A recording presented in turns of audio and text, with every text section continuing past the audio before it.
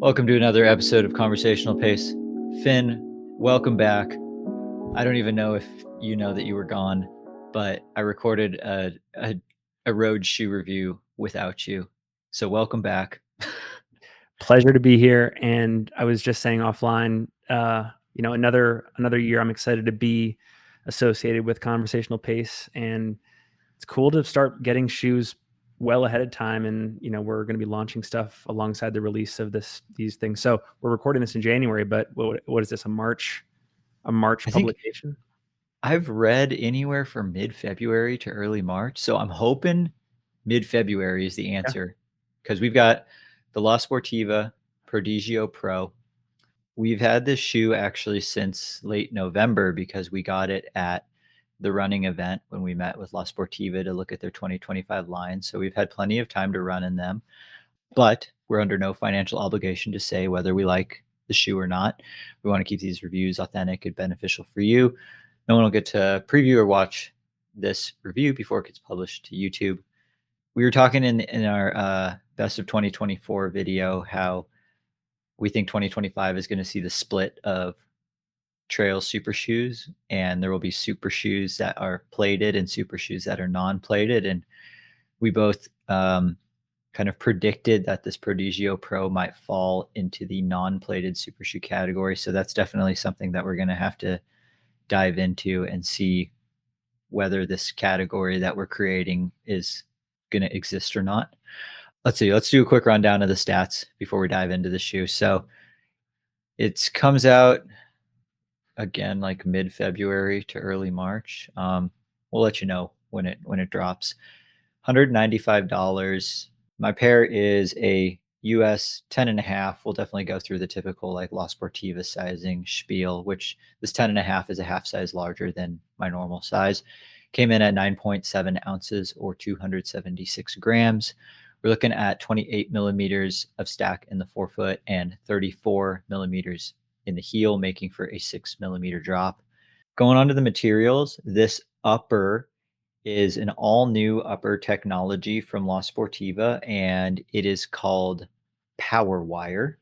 And it's essentially it's plastic. I think they said it was TPU threading, and it's thick. It's funny. It kind of looks almost like you like unraveled a whole thing of dental floss and then just like glued it into the shape of a shoe upper. Because you can see the weave, it like kind of goes all over the place. I almost thought of it as like a Black Widow spider web too, because Black Widows don't make like nice, pretty uniform webs. They make sticky webs that are kind of just like all over the place. Yeah, two weird analogies for this upper, but that's what I got.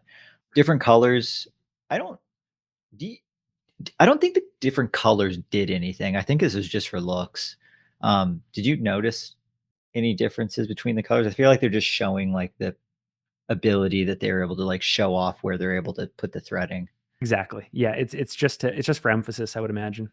Yeah. Well, it looks cool. So good on them for that. Yeah, and it's hydrophobic, so it doesn't absorb any water. Not supposed to have any stretch. There's a little additional plastic overlay going along the lace eyelets, and we kind of have like a split section of eyelets where you have kind of your traditional eyelet down at the bottom, but then they go the top. There's two like ghillie style eyelets before going back into two more regular eyelets at the very top. Yeah, I mean, I don't know. We'll talk about whether that worked or not. This upper also has a full knit ankle booty. So the tongue and the midfoot wrap going into the ankle collar is all one knit piece, and then the power wire goes over it. So for a brief section, you do have two layers of material. And the one thing that I was definitely most scared about with this Prodigio Pro was, are they going to have a really rigid, super high plastic heel cup like when the Prodigio came out? Am I about to get burned? And I mean, when I was at the La Sportiva booth, as soon as they handed these shoes, I tried it on right in front of them and like moved my ankle back and forth just to see if it would bug it. Because if it did, I was just going to give them back and be like, no thanks, try again. Fortunately, it is cut much lower. So And it's just less rigid. There's still a little piece back there, but there's a lot more flexibility to this heel cup and just kind of a lot less going on.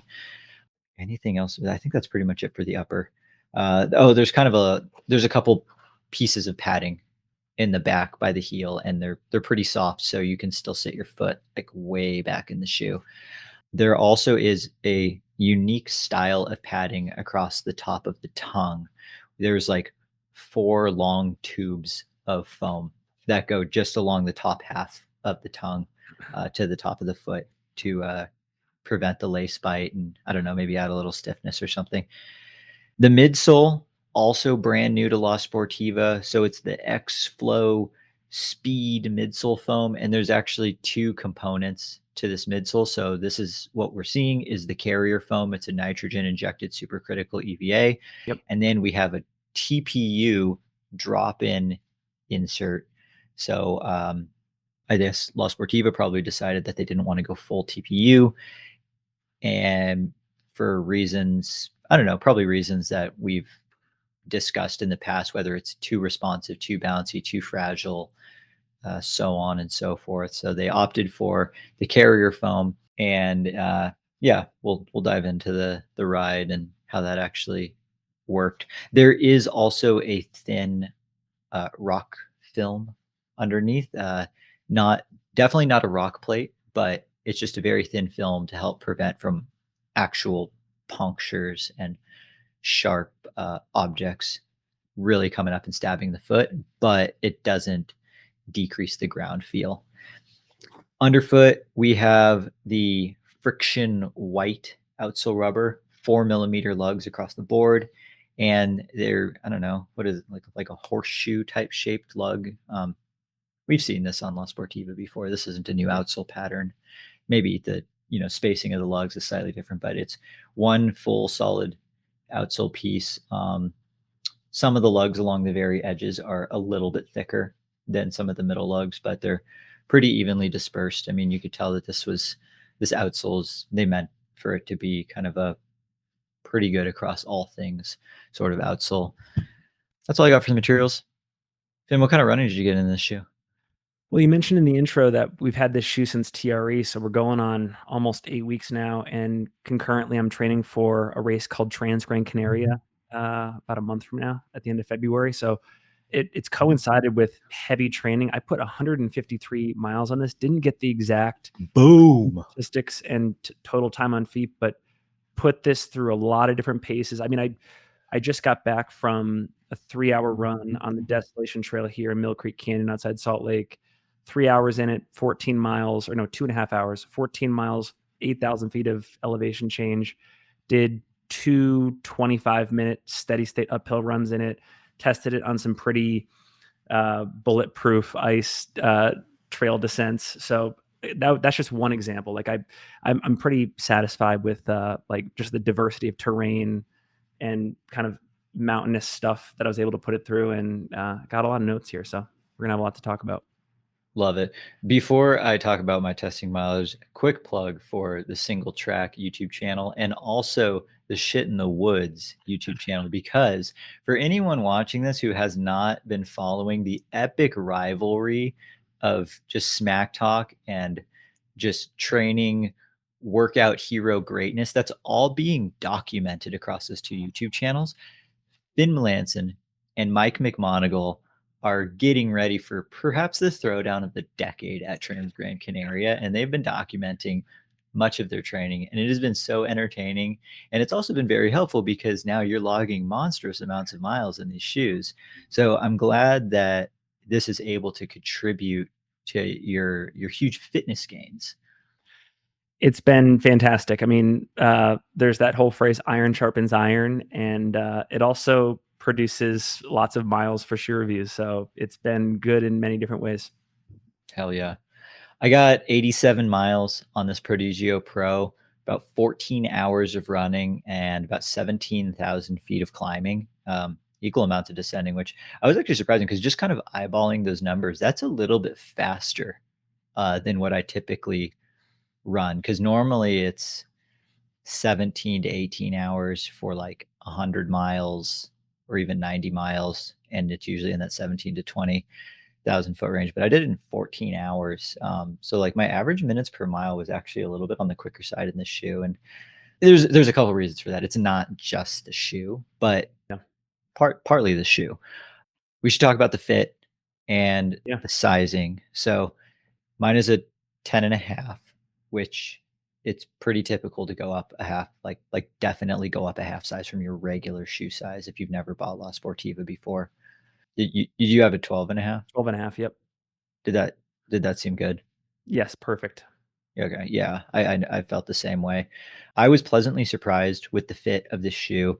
I remember at the La Sportiva meeting at the running event, they said this is the widest forefoot they've ever created for a running shoe, even a little bit wider than the standard Prodigio, and I would agree with that. I definitely wouldn't say it's like a very high volume forefoot, but it's not low either. Like I think there's more space up here than the Nike Zagama, maybe by like a couple percent. But yeah, as far as like La Sportiva goes, this is the roomiest shoe I feel like they've ever built by a good margin. As far as like comparisons to everyone else, pretty medium width. Yeah. I agree. And same across the midfoot and the heel as well. Some of the La Sportiva shoes have had pretty tight heels and like narrow, like just like a narrow stance under the heel. This one actually is like pretty wide across the board. Adds for some nice stability. I haven't measured. Maybe I should get some calipers or something, but I feel like it's wider underfoot, like the amount of surface area touching the ground than the regular Prodigio. I don't know. It felt that way. I was pleasantly surprised with like the stability. How do you feel? How do you feel this upper worked? I think a lot of my comments here are going to be similar to the review we did for the Tecton X3. I know there are some material differences with the two uppers, but like you said, I loved the booty upper. I love the idea of like no separate tongue, the integration to everything else. You mentioned those like packets of foam on where the tongue would be, like the vertical bolsters that sort of run lengthwise. They're pretty thick, but also, comfortable. They protect against lace bite really well. So I was practicing or trying a bunch of different sort of lockdown techniques, and I was able to kind of get the fit that I wanted without worrying too much about pressure on the top of the foot or the ankle. Okay, wait. Can I jump in about the tongue? Sure, sure. I had a massive problem with the padding on the tongue. Interesting. Um, the first few like three I did like 3 or 4 runs in a row, all about an hour in length, and each time at the end of the run, I was like it felt like the top of my foot was getting a little sore, like right where my foot and my ankle meet, like where it makes that 90 degree, and I could not figure out why it felt like I was getting lace bite, and then I finally went on a little bit longer run because it seemed like an hour. I was like suspicious. I went on like an hour and 45-minute long run. And after the hour mark, it was killing the top of my foot. And then it was bruised for like the next 3 days. And I couldn't wear the shoes. And I was like, what? I could not figure out what it was because I tried lacing it up to the top eyelet, skipping that eyelet. Like I tried not lacing the top two eyelets and just lacing it super low. Still got that problem. So then I took a scalpel to it.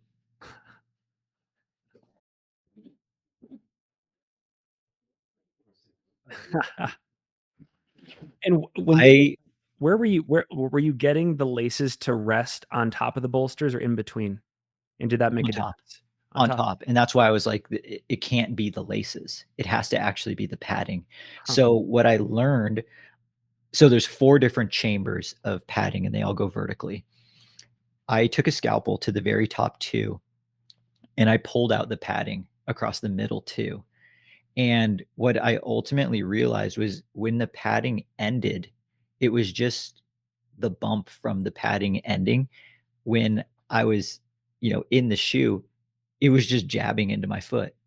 So then I figured I should just take it out and have knit just a knit tongue with no padding because I've that's been fine with me in the past. The Tecton X3 has that with no padding. I was like, I didn't get lace bite. So I took a risk. I pulled them out. I saved it because they actually look hilarious. Oh my gosh. Like it's a lot. There's a lot of padding. It's oh yeah. Oh yeah. This is one of them. Wow. So I pulled out one in each shoe, immediately went on another run, no issues at all. It was totally fixed. I haven't had a problem since. I have absolutely loved every element of this upper now that I took the padding out of the top. It's amazing that padding could have that negative effect. I would have thought the exact opposite, that you'd wanna layer more I on. know. Yeah. That's why it took me so long to figure out because I was like, "Is it really the padding? Is it the pillows that's Yeah, jacking up the top of my foot?"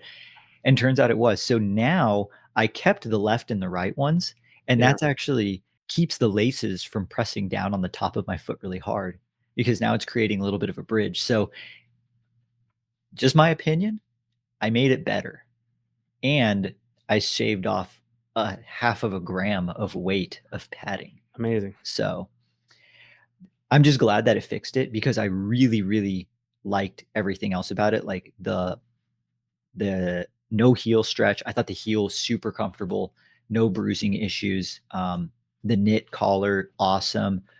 Lockdown, this is immediately jumping the ranks in one of my favorite uppers in terms of the material, the fit, Yeah, because yeah. I can run as fast as I want and my foot does not move around at all, but my toes are not horribly cramped either. Yeah, it definitely, like, if we're getting into the discussion about what makes this shoe super, it definitely checks the box for a performance fit. Yeah, that's definitely one of the elements, and I even have the note written down after we talk about the ride and the underfoot feel. Yeah, Is this shoe super? yeah. Uh, Um, the ankle collar too, I think we should talk about that because yeah, similar to Tectonics 3, like, obviously it's a lower cut than the yeah, collar on the Tectonics 3, but flexible, mhm. stretchy, easy to get into, but most importantly for me, like, sealed off the inside from debris. Like, It's you're much more not like getting anything the inside. it's like the Hoka Zinal 2 type Exactly. height.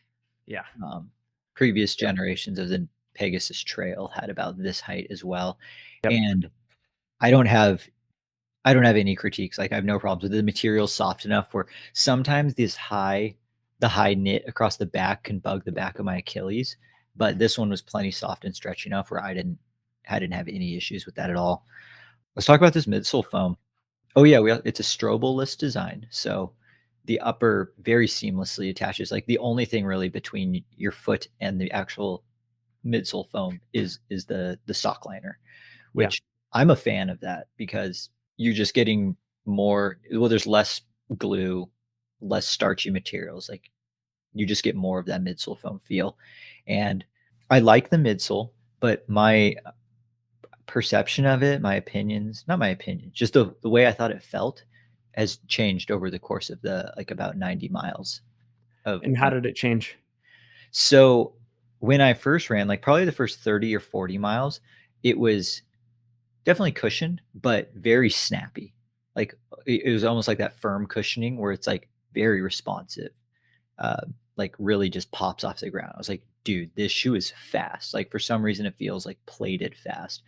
Yeah, But then it started to settle a bit, and it's gotten softer, at least the way that I've perceived it. Like, it feels quite a bit softer now than right out of the box, and I don't think it's a bad thing.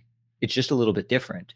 So, like, the first 40 miles, I was like, "Oh, I would be racing this shoe for, like, marathon and under, give me any amount of technical, give me any amount of non-technical. This shoe's fast and it can handle it." Now that it's relaxed a little bit and the cushioning is softened out and I feel like the rebound is still there, but it's a little bit slower. Now I'm thinking, "Oh, this is an amazing 50K to 100K shoe, yeah. any amount of technicality, any amount of non-technicality." So it's like this shoe got a little bit slower, but it maybe got worse in that regard, but then it also got a lot better in another classification. So, yeah, that was my experience with the foam, and And I haven't meanwhile, I haven't had any change in sensation over 150 miles. It feels about the same, like, in terms of, I like, wonder softness. I wonder how much of that has to do with, like, the terrain that we're running on because 'cause I've still gotten to log a lot of, like, hard packed dry dirt miles, Yeah. which, like, pretty runnable, like, faster stuff, and I've done some, like, quick workouts on, pretty mellow terrain. I'd be curious what your thoughts of this shoe would be like over the summer. Yeah, whereas I would say my mileage, I'd say 70% of the 150 plus miles that I've run in this shoe have been on snowpack. Yeah. So uh, maybe that's going to change. That probably will change the perception of it, which is important and that's valuable because there's a lot of people who are going to be wearing, thinking about this shoe, getting it in February and going to have winter conditions for the next few months. So Yeah. um, yeah, that's interesting. And I also wrote down, I don't think that the change for me, like my perception of the softness is like simply the foam breaking down. Cause like feeling the cushion, like there's no indents of the foam, there's barely any creasing. I think it's still going to be plenty durable. It's just like this might be one of those cases in the fact that it doesn't have a plate is allowing it to flex out a little bit, Yeah. which is going to be a pro for some people and a con for others. I'm sure in La Sportiva's case, that's gonna be a pro because it's gonna, be a little bit more nimble across technical terrain. Speaking of which, how did you like this shoe on, you know, some slightly more technical terrain?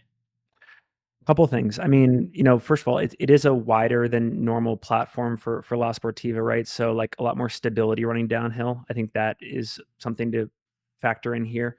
But the biggest thing that I like about this shoe that I think actually creates an advantage over other plated trail super shoes in the market is this outsole. I think that this is the most like This is a mountain good outsole. this is the most mountain-oriented outsole in the current stock of trail super shoes in the market. A couple things here, like obviously the super sticky compound that they're using for the lugs. But what I've loved the most, and I was thinking about it on my run today, is the outsole wrap. So if you can bring your shoe up, you can see the wrap of the Yeah. lugs kind of coming up onto the sidewalls of the midsole foam. And that the reason that has been important for me running downhill is if you're running on any off camber terrain downhill, it's an added level of stability and confidence to keep pushing. Like I did a workout yesterday where I was lapping this like 2 mile uh, uh, route with like 2,500 feet of elevation change, and on the way back down, the underfoot was kind of bulletproof, and there were again like these off camber sections, Mhm. and I was able to just still run pretty confidently at a fast clip, and I think it was Yeah. because of the outsole. So like when we start to get into the conversation of what makes this shoe super, I think it hits like 80% great in all the categories that like the Vective Pro and the Adidas Speed Ultra, et cetera, hit. But then I think the differentiator is the outsole. Yeah, I agree. I think this is a fantastic outsole. I really appreciate that it is pretty sticky rubber, but the rubber compound is also pretty hard. I just don't like the super soft sticky rubber, like, the tall lugs on, the Speedland shoes, like, Yep. very grippy, but I don't like how they wiggle. I've noticed it with even some really tall lugs too, like the Solomon Speed Cross. I just get this, like, weird wiggle. Yep. These like, I felt planted in this shoe, and, I would say this outsole reminded me a lot of, like, the Salomon S-Lab Genesis in terms of its versatility, where, like, like, you're able to take it on snow, off camber stuff, and it totally works, but I ran some road miles. I ran on the treadmill in this shoe, and, like, the lugs didn't bug me. I didn't feel them poking up through the midsole or anything like that, and they also didn't get shredded. I mean, there's, like, hardly any noticeable outsole wear on my shoes after, a good amount of dirt and pavement miles. There's also a lot more flex in this forefoot for getting through technical terrain than I think the other super shoes we reviewed have had. Like I've just For generally felt better navigating through technical terrain in this shoe. Yeah, and I think that's gonna be a huge advantage on why I think this shoe is super. It's just super in a slightly different terrain category than what all the other brands are making their super shoes for. Like this can work well at Western states, but it's going to work better at Hard Rock. Yeah. Like you could wear a Tecton X3 at like Mont Blanc Marathon, but you're going to feel a lot more confident in this because this will actually move with the rocks and you're still getting pretty nice rebound, pretty nice amount of foam. But, this might not be the best choice for something like flat and fast, like the Javelina 100, but not a terrible choice either. And great choice if you do want a little bit extra grip, still some really nice foam, and you just don't like the way the plated shoes have felt. This is I think this is top of class right now for that kind of shoe. In terms of some competitor shoes. I know there's some future competitor shoes that we've listed, Yeah. but what about like some competitor shoes that exist right now? I mean, again, I'm just thinking about the options that Adidas has put out, Hoka's put out, North Face has put out, and again, we can debate this, but it seems like all of their carbon plated super shoe options are oriented towards at most sort of moderate trail terrain. Like I think like the cutoff is UTMB Western States, and for those that don't know about UTMB, I've always thought that it's not really a technical trail. So like It's just those, hard. Like it's it's just a just lot of hurt, but it's yeah. not But super, super. underfoot, it's not significant. Yeah. And to me, like what we're seeing here is if you built a shoe that goes beyond that into more technical terrain, what would it look like? What would the trade-offs be? And in those scenarios, a carbon plate doesn't make sense. But how can you make it super without that? Um, Yeah. Yep. so to me, it's until we see these soon to be announced competitors in the space, like it's kind of in a class of its own. It's So I apples to put oranges. two I wrote down 2 shoes that are out right now that I think can well, they can almost compete with it, but this is almost like the super version of both of those shoes. One being a shoe behind you, the Adidas Agravic Speed. So, it's got a combo, like, Light Strike Pro and Light Strike almost carrier foam, like Yeah. a lightweight upper, kind of moderate stack and a moderate outsole. Like on paper, they're very, very similar. But I noticed that the Terex shoe, I have a little bit less confidence on super technical terrain due I to like the the flimsy outsole better upper. on the Sportiva for sure. Yeah. I like the outsole better on the Sportiva, and I like the fit on the Sportiva better. The Adidas is a little bit lighter, so That's a that good might one. matter to some. That's a good one. The other is both the Solomon S-Lab Genesis and the S-Lab Ultra V3, which are two pretty archaic shoes at this point, but ones that Solomon still makes and ones that people still race a lot in. You know, Courtney Dauwalter wins everything in the Genesis, but I think this is just a modern materials Genesis. Interesting. Okay. Like it's very similar stack, very similar lug pattern, very similar style upper. The Genesis, the S-Lab Genesis is matrix with like kind of the knit ish type collar. This is the same thing, but just with supercritical nitro EVA carrier and a TPU drop-in insert. So my question to you, and again, this is maybe an open question for the audience too. If they are within the realm of comparison, why didn't Terex brand this as a super shoe as well? I bet it would have cannibalized sales of their actual plated one, Interesting. and you know, and I also don't. I think the La Sportiva is much more super feeling than the Terex Speed Ultra. The Terex Speed Ultra is like a little bit too flexible, Mm. like a little bit too relaxed. I just feel faster in this La Sportiva Prodigio Pro. But yeah, and then like future, which we'll make a whole like comparison video for like the 2025 non-plated trail super shoes, but like normal Chirac 2 Yeah. and Norda 005 are definitely going to be like right in this same classification. And Oh yeah. we'll do a lot of debating on, the three of those and compare them for sure. Oh, I guess real quickly, would you race in it? Absolutely. Yeah. Yeah, me Absolutely. too. And Yeah, the cool, there's I a mean, lot of races I and would do in this shoe. honestly, this is one of the first shoes that I would turn to this. This is one of the first shoes that we've reviewed that I would turn to in a wide variety of cases. I would even dip down into sub ultra distances with it.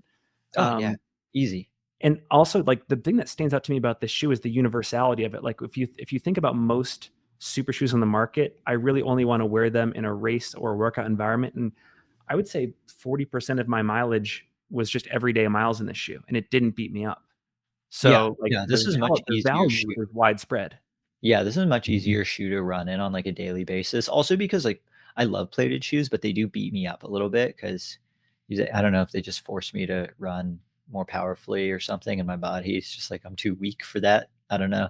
Yeah. But, like, I do better when I do most of my miles in a non-plated shoe, and it's cool that there's now a non-plated shoe with, like, very fun materials. But, yeah, like you said, like, I have no problem racing in this shoe, and I don't even feel like I'm gonna be at that much of a detriment, shy of like the most runnable courses. Even something like if this were a start to finish shoe for Western states, I don't even feel like I'm losing that much time in the second half of the course because of how confident my footing is going to be in the first half. Right. So I think it's a really cool shoe for those reasons. What do you think of the value? It's Hun- 195 195, bucks, $195, and there are some shoes that we're going to review soon that are like way what, more, way more, way more, over 300, and also if you look at 9,000. yeah, if you and if you look at the current offerings, right? Like what is it? Where does it start? 250?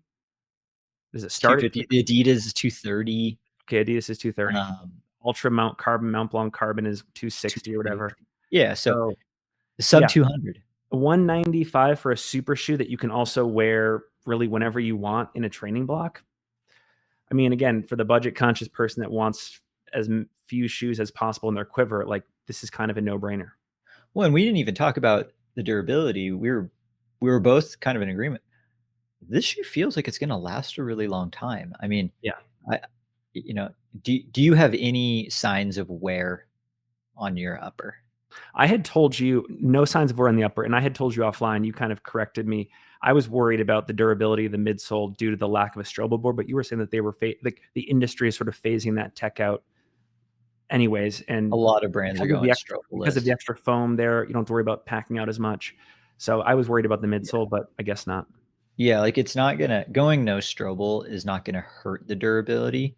Having a strobe board's not really gonna increase it either. This foam feels like it's gonna be pretty durable. I mean, we've had great success with these carrier foams. I bet having this TPU drop in with the casing is gonna increase the mileage over if it was just like the full, TPU type Yeah, midsole foam.